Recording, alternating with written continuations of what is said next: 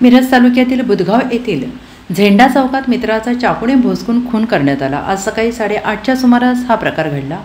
सिकंदर मौला शिकलगार वय वर्ष 52 बुधगाव असे मृताचे नाव आहे। संशयित मित्र रफिक मेहबूब पट्टेकरी वय वर्ष 59 राहणार वनवासवाडी बुधगाव याला ग्रामीण पोलिसांच्या पथकाने ताब्यात घेतले। दरम्यान जिल्ह्यात एकापाठोपाठ एक खुनाच्या घटना घडत असून जिल्हा हादरलेला आहे। गेल्या 6 महिन्यातील 34 खून झाले असून कायदा सुव्यवस्थेचा पार बोजवारा उडाला आहे। पोलीस आणि घटनास्थळावरून मिळालेली माहिती अशी की मृत शिकलगार आणि संशयित पट्टेकरी हे दोघे एकाच गल्लीत राहण्यास आहेत। शिकलगार हे सेंटरिंगचं काम करत होते तर पट्टेकरी हा त्यांच्याकडे मजुरीचं काम करत होता। एका मुकदमाने बुधगाव येथील RCC चेंबरचं काम शिकलगार यांना दिलं होतं आणि त्यामुळे शिकलगार यांनी पट्टेकरी याला सोबत घेऊन काम करण्यास सुरुवात केली। दरम्यानच्या काळात पट्टेकरी आणि दुसऱ्याकडे कामाला गेला।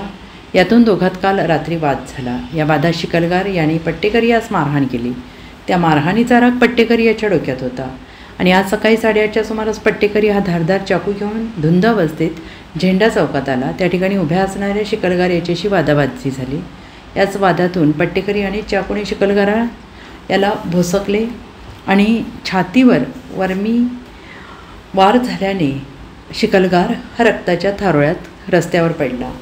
या ठिकाणी पट्टेकरी चाकू घेऊन तसाच उभा होता आणि याची माहिती पोलिसांना मिळाल्यानंतर पोलिसांनी तात्काळ शिकलगार यांना उपचारासाठी शासकीय रुग्णालयात दाखल केले।